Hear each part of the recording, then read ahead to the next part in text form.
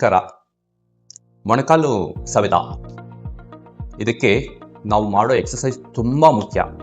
ನಮ್ಮ ಕ್ವಾಡ್ರಿಸೆಪ್ಸ್, ಹ್ಯಾಮ್ಸ್ಟ್ರಿಂಗ್ ಮತ್ತು glutes muscles ಇದಿಷ್ಟನ್ನು ನಾವು ಟ್ರೈನಿಂಗ್ ಮಾಡಬೇಕು. ಅಷ್ಟೇ ಅಲ್ಲ, ನಮ್ಮ ಕಾಫ್ ಮಸಲ್ಸ್ ಕೂಡ ಟ್ರೈನಿಂಗ್ ಕೊಡಬೇಕು.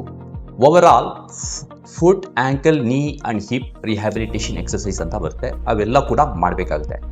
ನಾವು ಸಾಮಾನ್ಯವಾಗಿ ನಮ್ಮ ಪೇಷಂಟ್ಗಳಿಗೆ, ಮೊಣಕಾಲು ಸವೆತ ಇರುವಂತಹ ಪೇಷಂಟ್ಗಳಿಗೆ ಎಕ್ಸಸೈಸ್ ಹೇಳ್ಕೊಡುವಾಗ ಬಹುತೇಕ ಸಮಯದಲ್ಲಿ ನಾವು ಹೇಳ್ಕೊಡೋದು ಕ್ವಾಡ್ರಿಸೆಪ್ಸ್ ಸ್ಟ್ರೆಂಥನಿಂಗ್ ಮಾತ್ರ ಹೇಳ್ಕೊಡ್ತೀವಿ. ಮತ್ತು ಒಂದು ಸ್ವಲ್ಪ ಮಟ್ಟಿಗೆ SLR ಇನ್ ಆಲ್ ಡೈರೆಕ್ಷನ್ಸ್, ಸ್ವಲ್ಪ ಮಟ್ಟಿಗೆ ಗ್ಲೂಟ್ಸ್ ಎಕ್ಸಸೈಸ್ ಕೂಡ ಹೇಳ್ಕೊಡ್ತೀವಿ. ಆದರೆ ಹ್ಯಾಮ್ಸ್ಟ್ರಿಂಗ್ ಎಕ್ಸಸೈಸು ನಾವು ತುಂಬ ಕಡೆಗಣಿಸ್ತೀವಿ. ಈ ಒಂದು ಸಿಂಪಲ್ ಎಕ್ಸಸೈಸು ಮನೆಯಲ್ಲೇ ಮಾಡುವಂತಹ ಈ ಎಕ್ಸಸೈಸ್ ನಿಮ್ಗೆ ತೋರಿಸ್ತೀನಿ. ಇದು ನಮ್ಮ ಹ್ಯಾಮ್ಸ್ಟ್ರಿಂಗ್ ಮತ್ತು ಗ್ಲೂಟ್ಸ್ ಎರಡನ್ನು ಟಾರ್ಗೆಟ್ ಮಾಡುತ್ತೆ.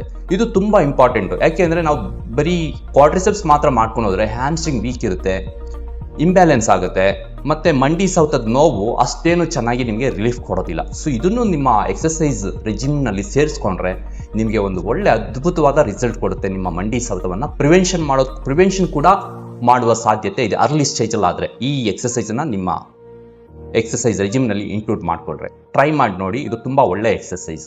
ಧನ್ಯವಾದಗಳು.